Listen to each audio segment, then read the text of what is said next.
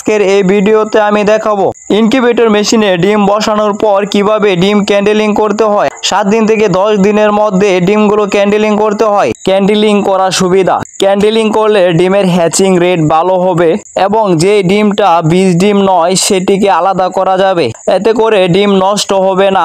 আমার ফার্মি মুরগির বীজ ডিমগুলো আজকে 7 দিন হয়েছে, তাই আজকে আমি দেখাবো কিভাবে আমি আমার ডিমগুলোকে ক্যান্ডেলিং করি। ক্যান্ডেলিং করতে লাইট এবং অন্ধকার আচ্ছন্ন একটি ঘর প্রয়োজন। লাইটের আলোতে ডিম ঘুরিয়ে ঘুরিয়ে দেখতে হবে যেই ডিম বীজ ডিম সেই ডিমে ব্রণ চলে আসছে, আর যেই ডিমটি বীজ ডিম নয় সেই ডিমে ব্রণ আসবে না। ডিমটি সম্পূর্ণ সাদা থাকবে। আমার এই ডিমটি বীজ ডিম, ভেতরে হালকা শিরার মতো দেখা যাচ্ছে।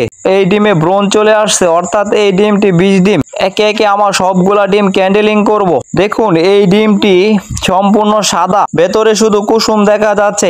এই ডিমে কোনো ব্রণ নেই, অর্থাৎ এই ডিমটি বীজ ডিম নয়। এই ডিম থেকে বাচ্চা ফুটবে না, তাই আমি আমার ইনকিউবেটর মেশিন থেকে এই ডিমগুলোকে আলাদা করে ফেলবো। 3টি ডিমে ব্রণ আসে না, অর্থাৎ এই ডিমগুলো বীজ ডিম নয়। এই ডিমগুলো আমি খেয়ে ফেলবো, এতে করে আমার ডিম নষ্ট হলো না এবং হ্যাচিং রেট ভালো থাকলো।